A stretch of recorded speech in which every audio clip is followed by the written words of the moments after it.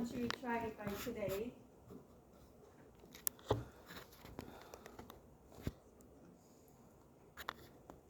If I don't give a deadline, some students come and try to install it on the day. So to help you get ready, giving you a deadline. How many of you have used the Responder's Lockdown browser already? Okay.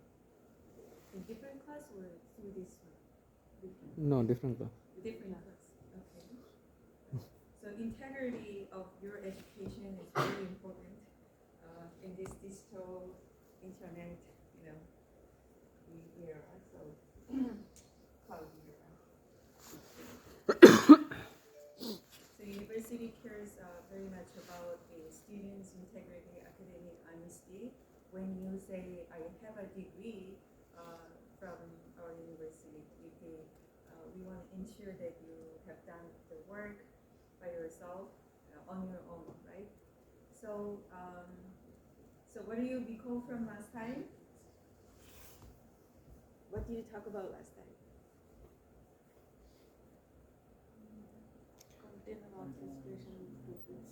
Container orchestration, Kubernetes. Kubernetes, and Docker Swarm, yeah, and so I thought we have done serverless computing, right? Maybe we didn't finish this slide.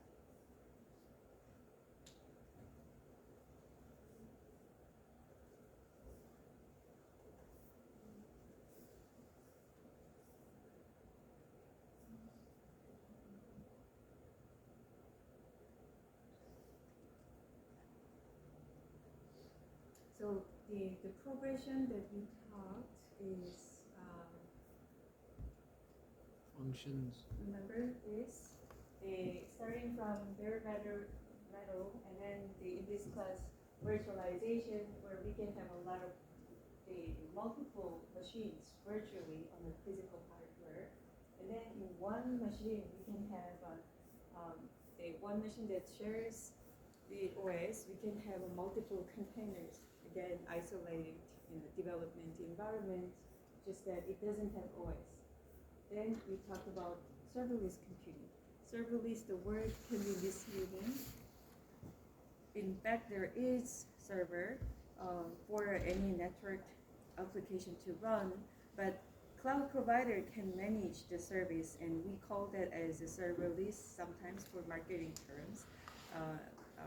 And the more accurate term would be functions, right? So anything you recall about the functions? We talk about Lambda, right? Most of the other places, they do function, they use the word functions. And also there are orchestration or composition tools. So these are the names of the composition tools where you can do coding basically, that where you can do the fusion, chaining, coordination, making a bigger composition based on certain, not necessarily even the user, but from the activity events. So we can actually compose a bigger function using smaller functions, and for that we would need a composition, or orchestration systems.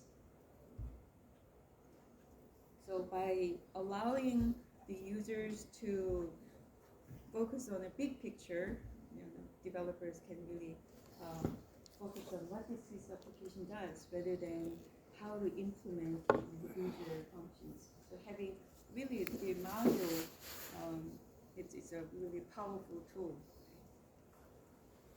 As a side comment, how can human we have evolved, evolved over the time, and especially at a higher scale in many areas, right? And behind behind it there is a modularization. We don't really, you don't do any computation by doing additions. We have a multiplication, bigger concept, and also bigger, higher level mathematical and technical concepts. By having that, we can really focus on the bigger scale issues, and that's the progression we see in this the cloud provided functions as well. We talked about some research paper that does the so the question might be, the next step is that, well, the functions that's something predetermined by the cloud providers that has by the providers and users have to do the compositions based on what's available functions. But what about the traditional code? Wouldn't it be great if there is a tool that does the compilation, translation automatically? So there is some research effort that does that. The maturity or the accuracy could be still improved, but still it's a good the approach you can think of. You can appreciate, oh, this is, I could have thought about this, right? So this is a really good summary that talks about this. Decreasing concern, decreasing control, that means less control. If you want to have a more control, you want to go for these, the ones on the left. By having the more conceptual modules packaged and more things are virtual, we can focus on the logic, business logic, application logic, rather than implementation details. Did we talk about this? I think we did, right? So serverless computing is not a slam dunk winner. Any technology, you have to see from a critical lens. And there are cons and pros. So serverless computing is great, glorified, right? You only pay as you use, but not at the unit of a virtual machine. Virtual machine might be up, but not doing anything. Function is more fine granularity metering, right? So that's all great. The scaling is easier, even driven proving is possible. It's all great thing. However, complexity, the control, flexibility, it would be limited by having these well-defined functions. Like I think I gave a similar example before. If you want to have a certain, if you go to a bakery, they have already predetermined the size, the shape, of the breads or things. You cannot really, have more strawberries on top, smaller bread, things like that. So there are some limitations in terms of flexibility. In older times, the farmers market, they just put the load of the pile of apple, and users can buy. Well, still it's a per apple, not half of the apple, right? And still, you can choose however you want and just do a weight and pay for that. But most of the grocery stores these days, they have already prepackaged, like a 5-pound the apple, things like that. So that's it. It's a similar concept. Function is already the packaged, modularized service provided by the providers, cloud providers. So yeah, we did talk about all these things, right? So when I was asking you, what do you recall? The last time the title is serverless. So that's what you have to remember.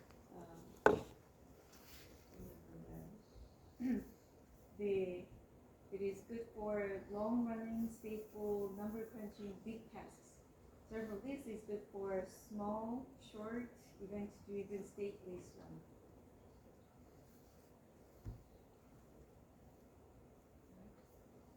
This is some paper, actually. You can, so there are other papers that looks at the future of cloud computing at the time, and somebody say that it's a one step forward, isn't it great? But still, you have more limitation. So it can be to step backward. Right? Auto scaling is great, but if you want to really do a big processing with a lots of control and flexibility in a distributed manner, you might be more limited. If you use AWS Lambda for a certain service, suppose your application does need, say, about 5 functions, 5 Lambda functions. And if you use a one from AWS, probably you're going to use all rest from AWS, more locked in, less flexibility. We talked about this, open challenges. I think this is some of the additional comments that maybe let's talk about a little bit. So the one I just mentioned, vendor architecture lock-in, that can happen. The later, so after the exam, I'm gonna give a little bit of guideline on the project that you're gonna define on your own, and I pretty much sees that most of, like 95% of students, maybe 90% of students use the one cloud provider for everything, right? Vendor lock-in, that's what happens. You increase dependency, that means overall later you are gonna have more cost. So just be aware of that. It's a no-brainer once you read it, but I still want to let you know. I want you to think about this perspective as well. I'm not a person from AWS that AWS is great, and your costs we are gonna optimize it for you. All those remarks. Don't buy it, as is. And we also remember the trilemma, right? So the one of them was the double billing, right? That could happen if you have the event-driven, the event-triggered functions, the when it's triggered, and how you can conclude, how do you invoke the function per event. The event itself, it can be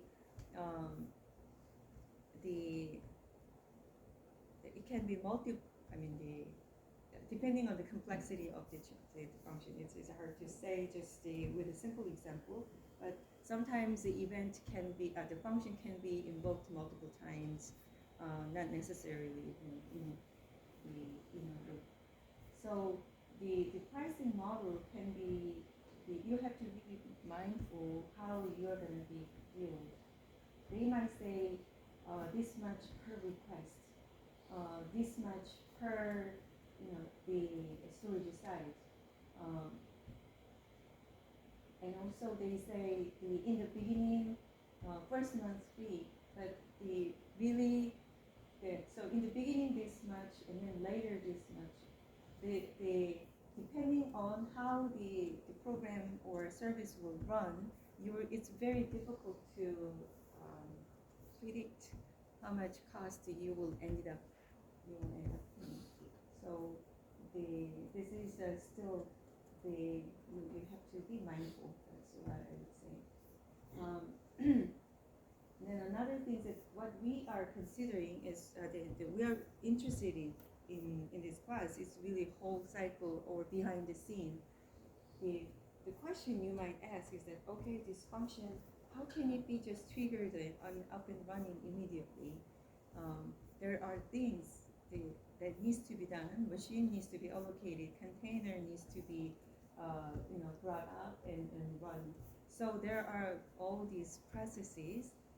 There is this so-called cycle. Infrastructure like VM containers. Again, serverless computing functions are basically the running module inside container. Right?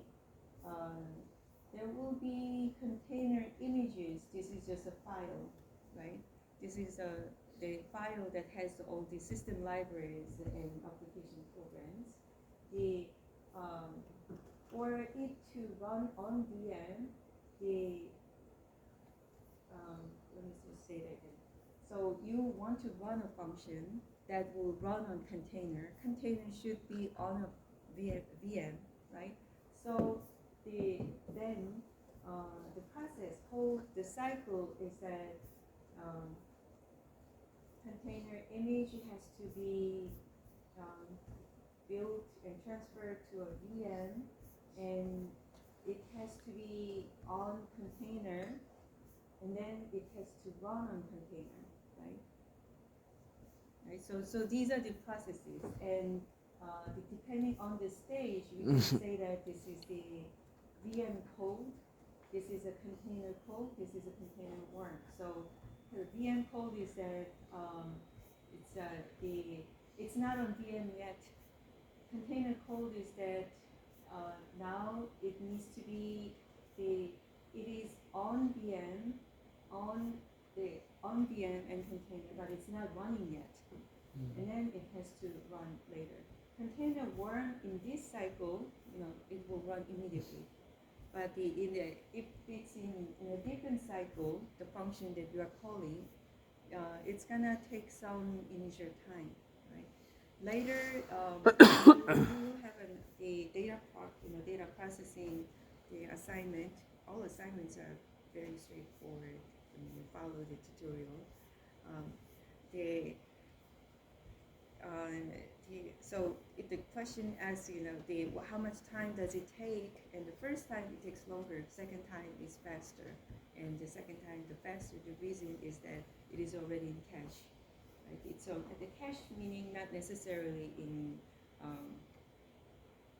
main memory cache. It's already on a container up and running. That's what it means. Okay. So like the question that I just mentioned, why it takes longer time initially, because there is a cycle of this function container image to be built, transferred, brought in on the container and should run. So you can explain things better. In your like a demo, conference demo or business demo, you want to have it all container work. Right? Then you will, so I do have several more slides on this one before we talk about today's topic, which is Linux. So when container was first function, this is serverless computing, right? So when function was first introduced, as a researcher, the first question is that is like this: what about the performance? How poor it performs. That's the first testing. Here's a great concept, isn't it great? The researcher's first question would be, let me see. Okay. So you try it out. And how they perform. So we do have a stage: VM, container, code, and worm. And we just mentioned that it's gonna take some time for this VM, the container image being built and transferred, and then loaded and running. How much difference? So that's the next question, the natural question you should ask, right?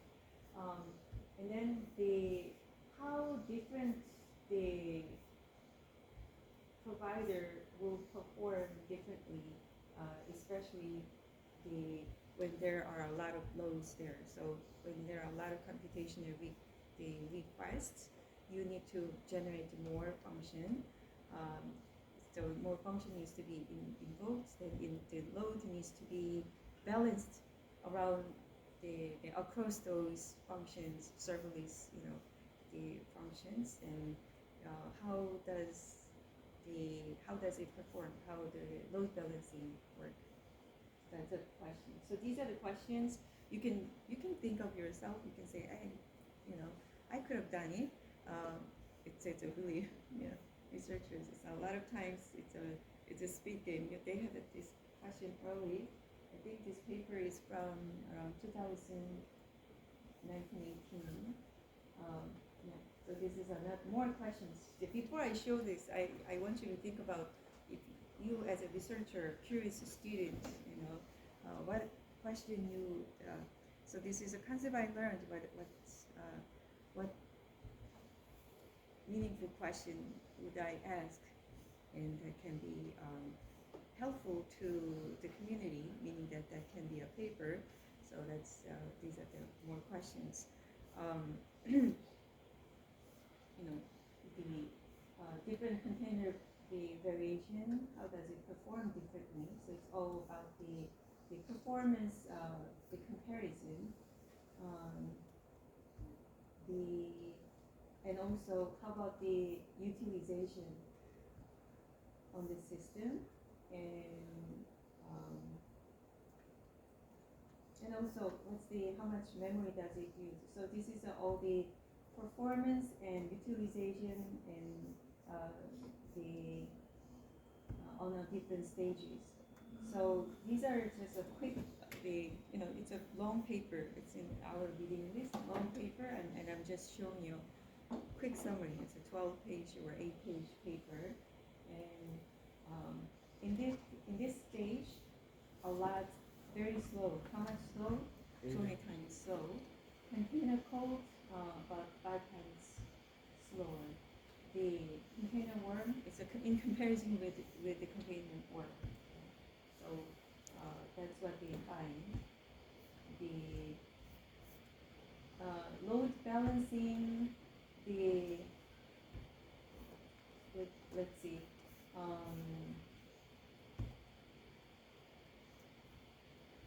So when everything is a CPU bound, and it is all a worm, but it's worm that all up and running functions, then it's almost like a regular container, the load balancing. So that is the thing. But if you have, there's still a question how to make the infrastructure more utilized. So that's a still question. Actually, you can go through more. Let me see some interesting ones. It is very clear. So before you do any experiment, you can anticipate this, freeze, thaw, and run, cycle, and it is really clear in terms of performance. So we have seen it before. When the resource is deprecated, meaning we go back to the pool for it to be used, it's about this much time. So it's not like you are done with the function, immediately it's available for other uses. That's not the case. It's actually, this is a really good practice for the engineers, software engineers, or the system person to check it out. So, for example, TCP, when TCP connection is done, you're done with the download. So HTTP underneath, there is a TCP. When it's done, by default, the connection lasts longer, more than about 30 seconds. And that can make a big difference in terms of system performance, right? And that can be used for attack. You do a lot of the TCP/SYN requests, and the whatever end host, they will not release the resource immediately. That can be the resource usage. In other words, you can make a lot of TCP connections at the same time, in parallel, and make the computer and server or client not perform well, because TCP is a heavy protocol that does require big memory. So that's some number crunching research question. So it's not research is really sometimes it's coming up with a new algorithm. But another big important part of the research is that the measurement, the investigation. You know, does it really work as it intended? And what's the performance difference? So this is a performance evaluation research. So again, we have looked at the functions, but look at all the other options we had prior, and no cons and pros, and nothing is best for everything. Nothing is a slam dunk winner. You make mindful decisions. Okay, so that was the end of this slide. Questions? Today, so previously, I never talked about, I rarely talked about Linux because it's just something that the oftentimes undergrad, your undergrad class might have done it already, but I keep getting, you know, I keep seeing students struggle and kind of pushing away Linux. Well, Linux is necessary only for this assignment, and once I'm done, I will be hassle-free, happy with these Windows. Okay. So I really want to change your mind for that. Again, to think differently, and other ways of doing it is that having an industrial speaker saying that it's really important. That's how you get a job. That's a one way. But also, I thought that I will give you a little bit of intro still. And then, so I don't do this every semester, but we'll do that. My goal is not to teach you, do a workshop, like hands-on workshop. So everybody try, turn on your terminal, do a ls, mkdir, rename the file. That's not the case. You can do it on your own, and my goal is to, again, motivate you to learn and master as much as you can. Well, nobody really knows all of bother to memorize all the commands, but I want you to, first of all, understand the importance and be comfortable with it, and you should feel also comfortable using it whatever way you need. So be able to search the command and be able to do a troubleshooting. So let me get a show of hands. How many of you you think that you are in the mastery level of Linux? Oh, okay. I'm still learning. Okay, the intermediate, how about beginner, or not? Never used it. Just be frank. You have never used it Linux before this class, before this semester. I used to, but now I need to work on Linux. So you have never used the Linux before? One time I've used, not familiar with it. Now I'm trying to learn it's good. It's very fast than Windows and the other stuff. Oh, so this is the next question. For those who have used, what's your what do you feel? How do you feel about Linux? You said faster? Okay. That depends on actually your computing resource, right? What do you mean by faster? So what I've seen, what my friends always told me to use Linux, because Windows systems is sometimes heavier. Sometimes it got heavier for which has lower RAM, like 4 GB RAM or any other old CPU. So if I have installed Linux on that system, the Linux runs smoothly than the Windows one, and So it's lighter version than the Windows. Oh, Okay, so first of all, whatever RAM or computing resource, that's hardware. Yes. Nothing to do with the OS, but OS itself, it's heavier on Windows and lighter on Linux. It's gestureless. Yeah, what's that? Gestureless. I mean, the animations of opening and shutting down applications don't exist in Linux. I mean, naturally. I'm sorry, I didn't get Oh. gestureless. Gestureless. I mean, Gestureless, like we use gesture in Oh, there are a lot of functions in gesture. functions. You put a load- Those are put not a load available. on machine He's and trying to put say a- that. not available in Linux. Yeah. I Linux. mean, we don't see it when we open Oh, it. Use the it. Linux also have a Windows X interface, but in other words, it's not GUI based. Is that what you're saying? Yeah. Okay, it can be GUI based, but when we say what I'm also trying to not hate or try to appreciate and like is the CLI. Command line interface. So not GUI based, right? Any other effects? So what is it? It is command based. I think it is very powerful when you are searching for something and you are comparing multiple files. Grepping is easy in Linux, is what I feel. Graphics is Grepping, I mean, filing. Yeah. so you feel a lot of knobs, right? Yeah.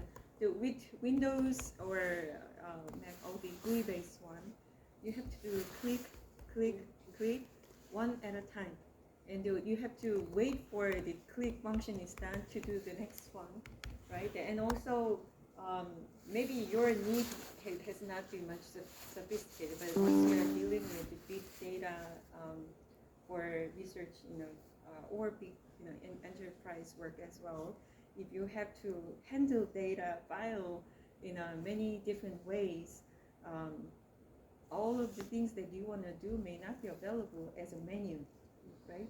So then it's all powerful with the Linux that it has all those. So if you look at this, first of all,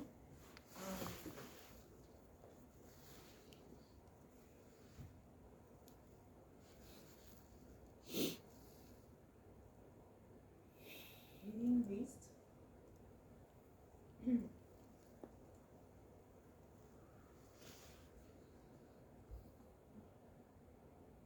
so there is a Linux reference guide, Red Hat developers page, Linux command cheat sheet, which all these things, cat, echo,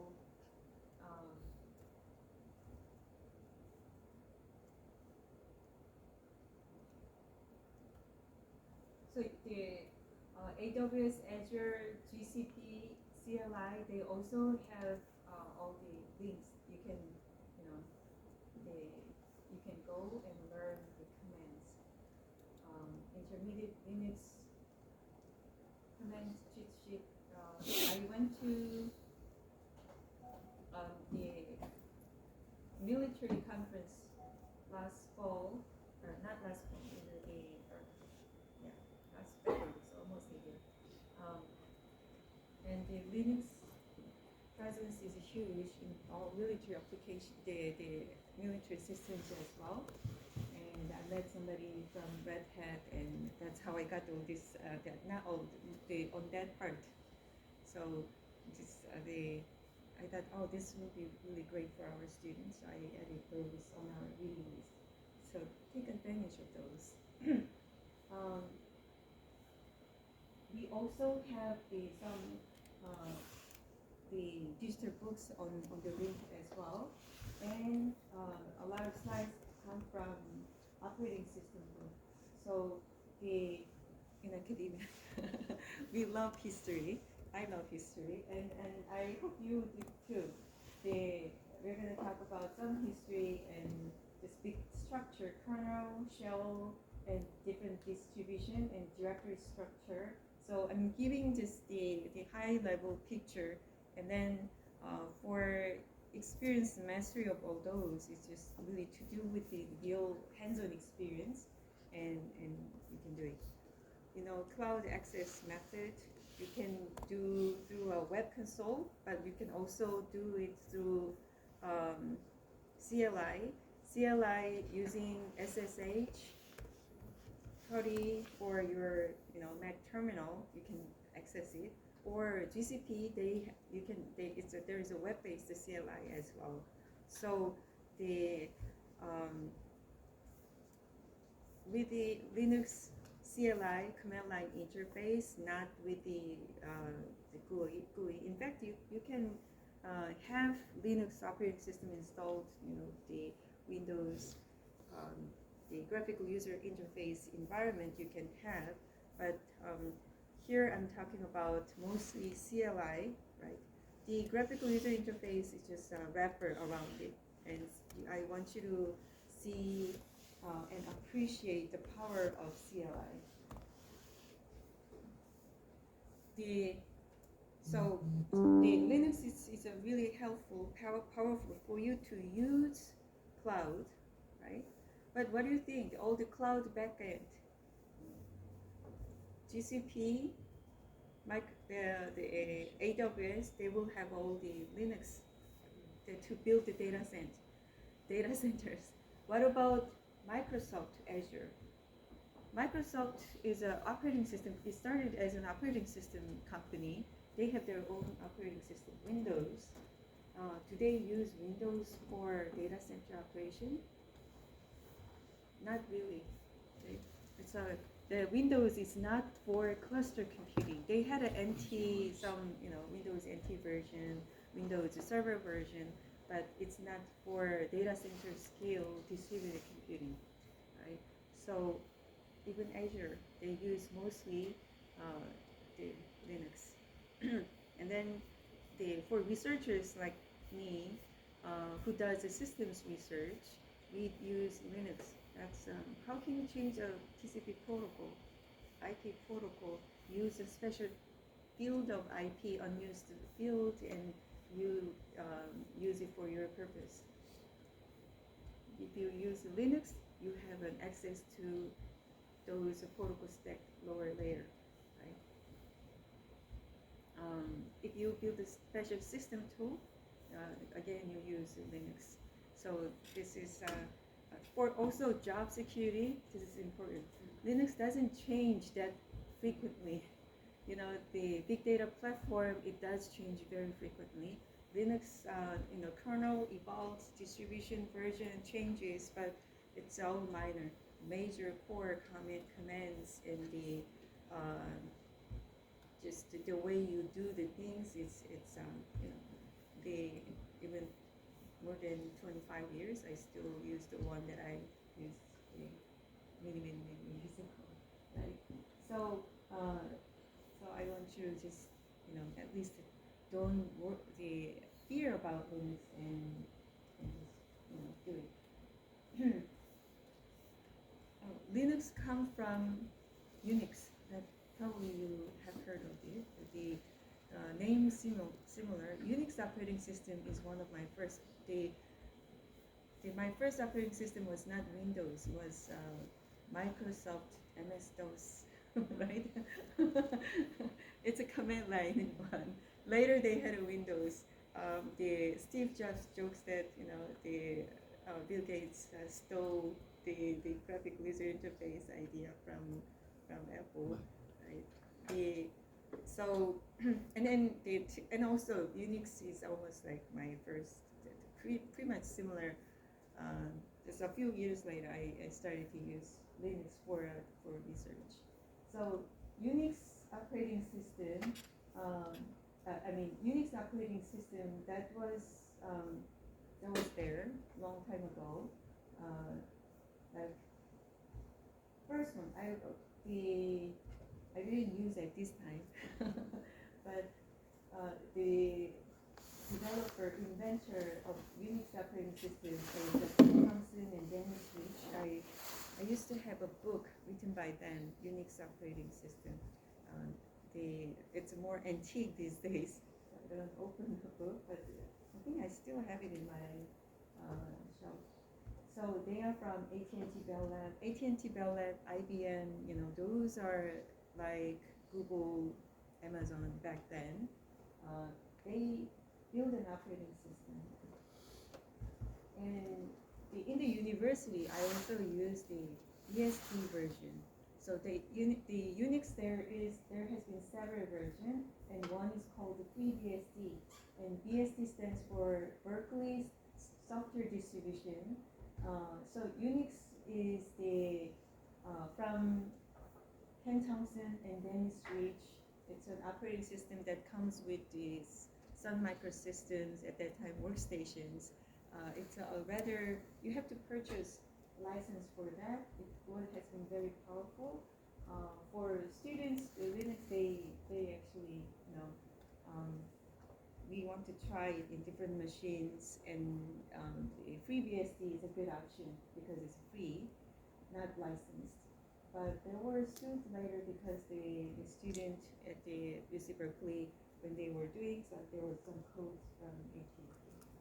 By the way, you see that the UC Berkeley has, see here their papers a lot. The Randy Katz group, in this class, later storage, RAID, FreeBSD, and also big data platform. A lot of things actually come from the Silicon Valley area. Stanford is the UC Berkeley and Google. So anyway, they had a legacy from this early on. So there was a Unix, and then there was a Minix. M for, what do you think? The X is the same, the Nix is the same, right? But Minix, what do you think? It sounds like mini. It's a smaller. So probably almost all of you have a book by Tannenbaum. Anyone has a book written by Tannenbaum? He's one of the really well-known the computer science textbook author. In terms of initially the operating system book, but he also has written the computer networking book as well. So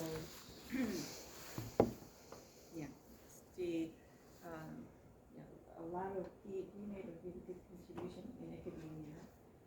So rather than research, he's known for more of the textbooks. In the operating system book, he had the operating system book comes with the hands-on assignments that uses Minix. So change Minix to enable this system call, things like that. So that was the Minix. Does it sound familiar? Remember the box pure emulation virtualization? It's useful for academic purpose, just like that. Minix is a small version of Unix. As it is, it may not be that useful. It has a great value for academic, education. So but still, modification redistribution was restricted. This is not at the time of open source and everything. So this is Linus Torvalds. So this is the person who made Linux. He's from Finland. Anyone, if you hear Finland, what comes to your mind? Happiest people on earth. Peaceful place. Nokia is from Finland, yes. Right? So, and so there are a lot of they are really advanced in cyber IT, industry, and this the Linus has been one of the leading, national international figure who have contributed really big in computing. So he's from Finland. His master thesis was Linux. Reading the wiki, he after his military service, he just wanted to do things on his own as a hobby. He rewrote Unix. So that's it. and they make it portable. So that's the thing he has done. And I can think of several people, several people. These days it's harder. Well, it's still these days too. Several people who started as a hobby and make a really big progress. In Korea, there was a medical doctor who have done lots of the virus vaccines, computer vaccines. Medical doctor making computer vaccines. He's a politician now, but he was just writing the vaccine code right before going into the military. So when people before or after, that's the time you don't have a job, you don't have something. It's a good time to do some hobby. I know when we do a survey, there are students saying that coding is a hobby, right? So that's what he did, and he still contributes to the Linux. So Linux kernel, there is a kernel and all other flaring things around. I'm going to talk about it soon. He also created Git, and then later he was recognized by the international community many times. So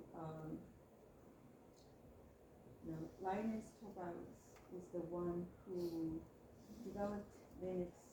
Linux is he did an implementation, but the whole thing was from Unix, so we really have to give credit to Ken Thompson, Dennis Rich from AT&T, right? So he wanted to make it as an open source. Minix, Unix, both of them were not open source. And it will work almost the same, but it wanted to be an open source. Focused on the core operating system. So we said that operating system. We can also consider layers within the operating system. There is a kernel and the other part. He focused on the core OS functionality. And then it's just not just one person community, they jump into this development. So the first one was 94. So before this, I was using the Unix. So at that time, there was no Linux. These days, everybody uses Linux. This is from operating system textbook. So the Linux design principle was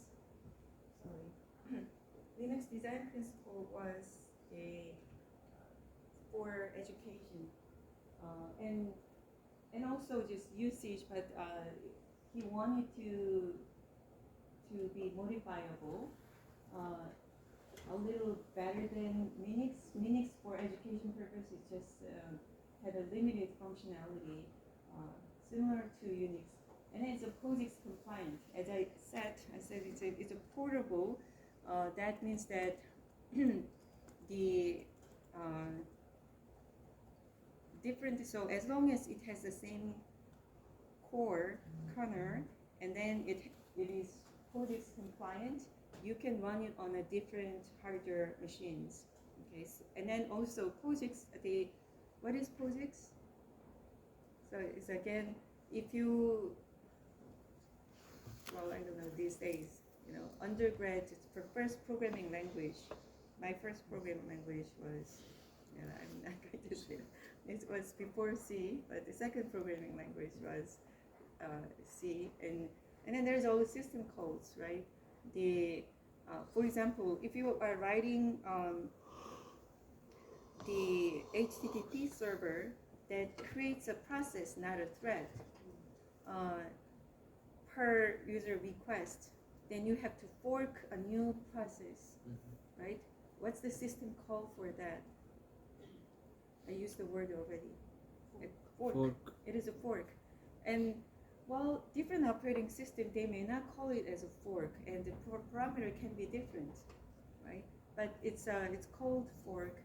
The socket programming, I'm giving another example, they connect, open, close a certain parameter, right? EXCC, those the system calls you can say that we pretty much regardless of OS, regardless of versions of OS, because they are POSIX compliant. So this is the IEEE standards for system interface.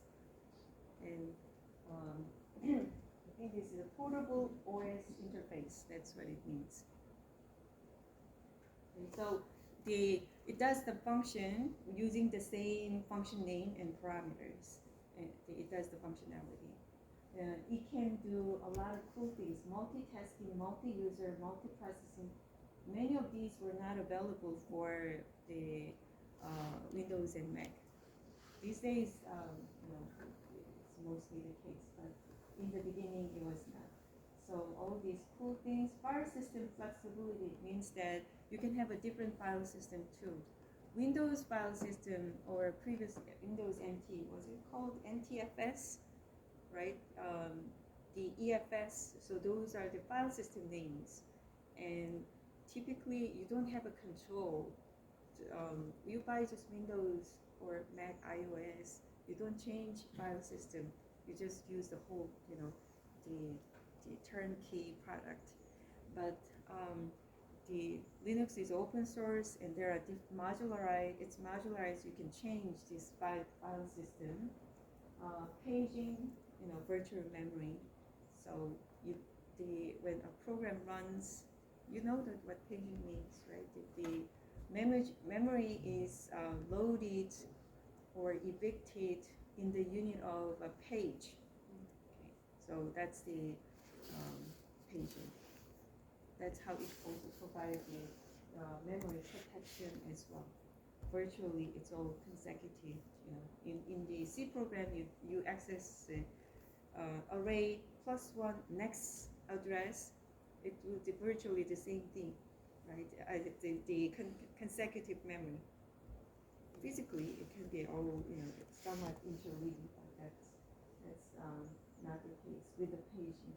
And you can increase the amount of memory as it needs. You can replace the memory. That's a paging, memory protection, and networking available. So early on, Linux had all these capabilities, right? There is a kernel and also distribution. Kernel is the one that provides a core OS functionality, the one managed by Linux organization. And distribution, you probably heard all these things. Ubuntu, Fedora, right? The distribution is distribution contains the kernel and other things like installation, package management, and other applications. So the kernel is a big one program. Big program itself. Of course, you have a source code access, but the kernel program has to be running. So application is a software. Operating system is a software. Software has to run, and that software is right above the hardware, and it interfaces with the application above it, right? So it's a running program. So it's a simple binary file, and these are the core functionalities. What it does CPU management, memory management, the disk management, and allows the I/O including networking, right? So CPU management means core scheduling. Memory management is the memory management, right? Device driver means that it interfaces with all the I/Os, right? If you have a mouse, if you have the screen, the whatever other I/O devices, there should be a device driver, which is an operating piece of the software, part of the operating system that interfaces the hardware and applications. File system is a disk management or storage management, and also networking. You might say it is as one of the I/O device, but it's a big thing, so it says separately because it deals with IP address. It's not just like printer. You read, you write on the printer. networking, there is a lot of the things, protocol stack you have to deal with, so it's set it separately. System libraries implements the interface, OS interface that can help your application. System libraries that includes like math library or socket library, or the container related library. So this is also part of some important system library, not the user level library. These are part of kernel. So what's in the OS has I think I have another picture later. These are all part of.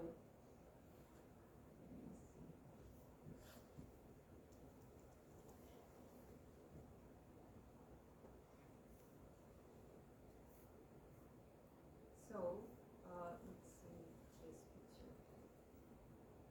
Kernel inside, shell outside. Kernel, what does it do? CPU scheduling, memory scheduling, file system, networking, the device drivers, right?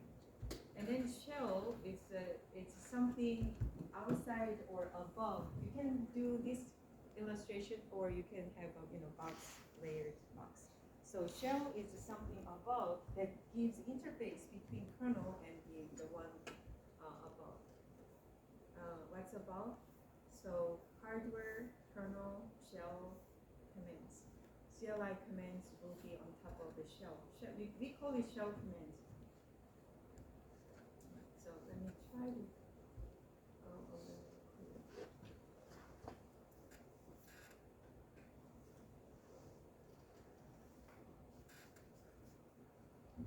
So you understand the kernel. There is a kernel and shell. Kernel, again, it does process management, memory management, file system management.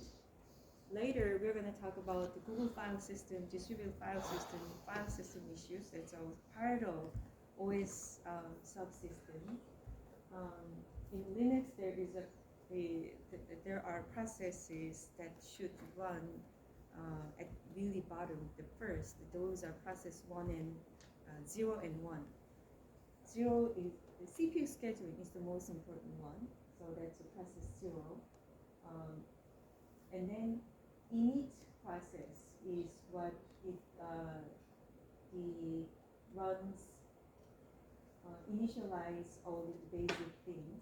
I will let you actually read. Memory management is virtual memory management, paging, etc. File system management, it will have some abstraction. So here's a disk storage, and then there is the abstraction around it. What's the file name? File, how is it defined? With a set of blocks, and then where this. Maybe I could have an illustration, but I don't want to go too much detail. So here's a big data file, and it should be stored in a storage. Each storage address should be addressable, and it should be accessed, and that address should have that address should be findable, and that's through so-called index table, right? So I don't want to complicate too much, but just at least be aware that you have seen this word. File object, depending on OS, you might have determined the object attributes, right?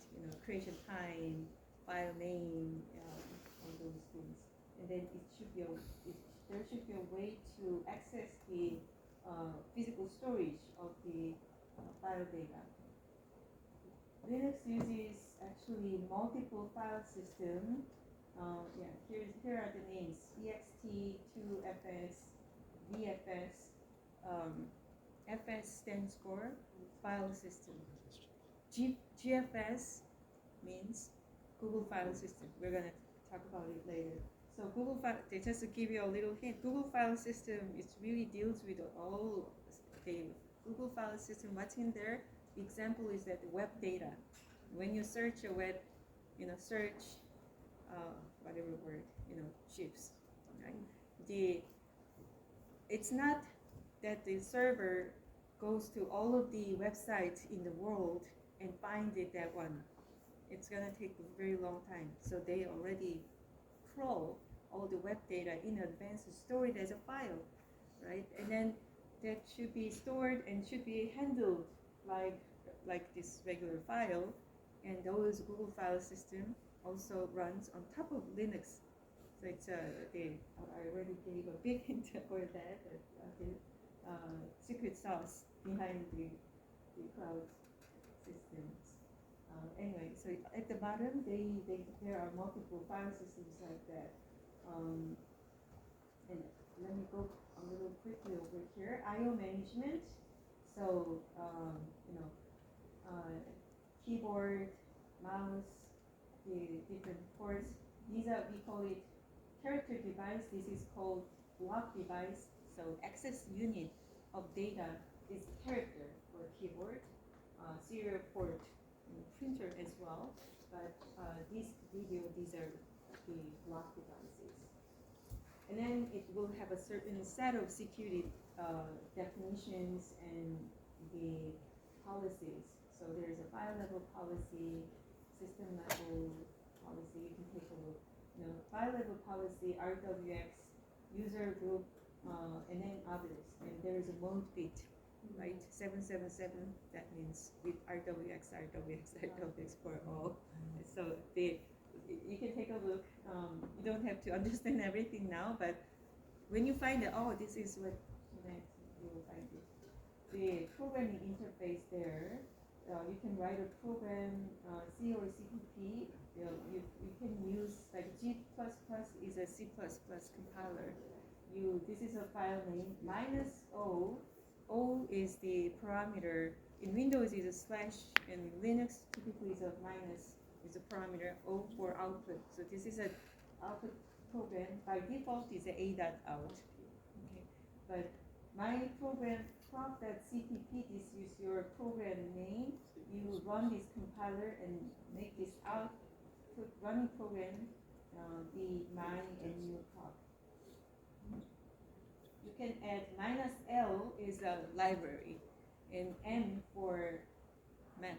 So you might use some special exponent computation modules in your program, and you can do that. / Actually, I have a quiz, so I will let you take a quiz at home, maybe even without the password, but it will be part of the exam too. Just at least I want to try some. So the file disk structure, right? The directory structure, there is a path, right? In the path, the current directory is dot. And in Linux, by default, it's not automatically done. Even in Windows, the Mac, you have to set a path so that whenever you do a search, it will be automatically part of the directory to be searched. So there are the environment parameters you can set, right? The / means under current directory. This is a program. This is how you run the program. So I am running this program. This is program name. It's under current directory. If you don't say that, and if you didn't specify current directory as a part of the environment path, it will not find your program. I know we have just couple of minutes. So just take a look at this.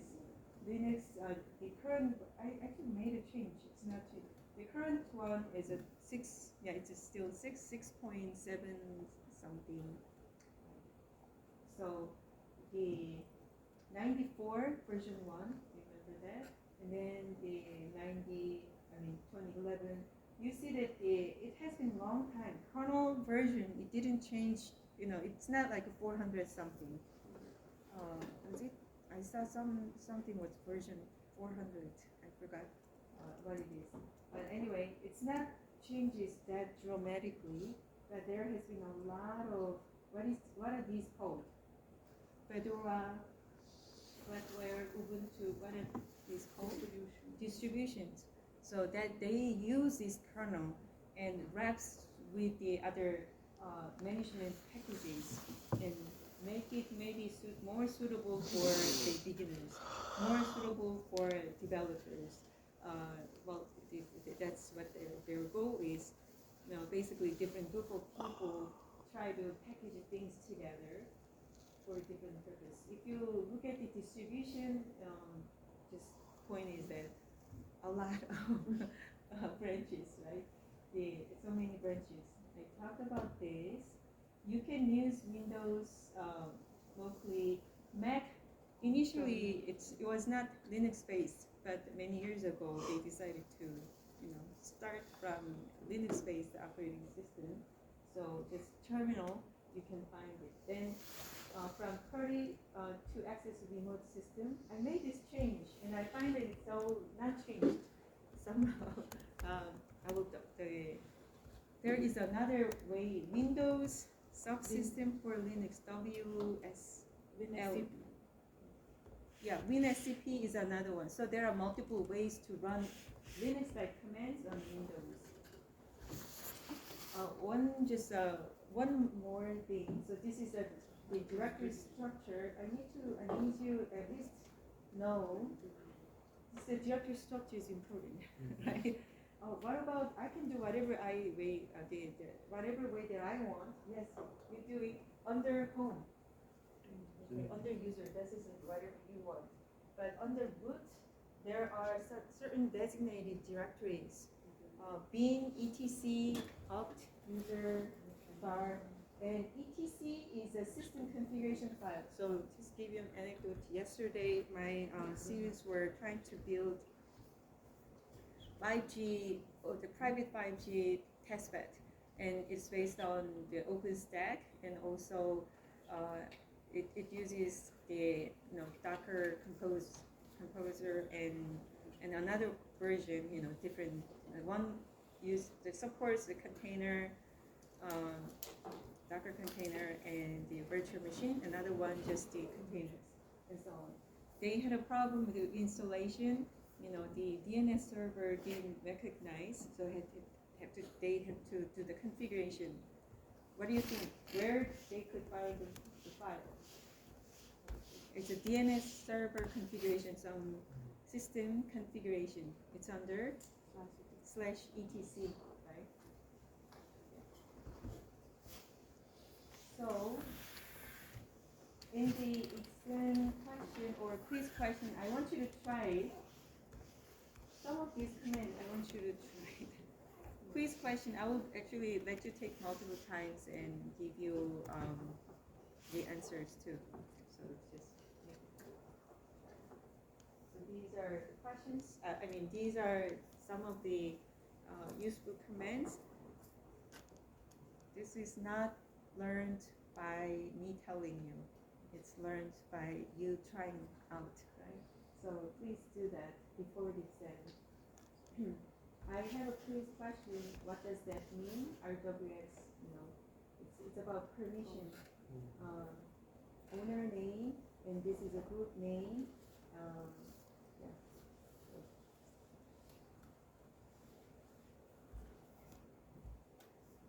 Explore it yourself. I made some change. So don't worry too much for the exam. Just study the quiz question. Okay. Some variation of that might appear in the exam. Okay. At least I try to motivate you to learn Linux, and now on your own. Thank you. On next Tuesday, we're going to talk about the edge computing, another computing, right? Serverless computing, edge computing, and then Thursday will be the exam. All right, thank you.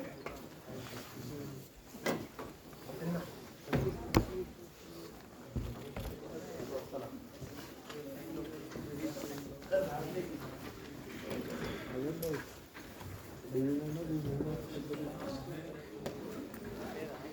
know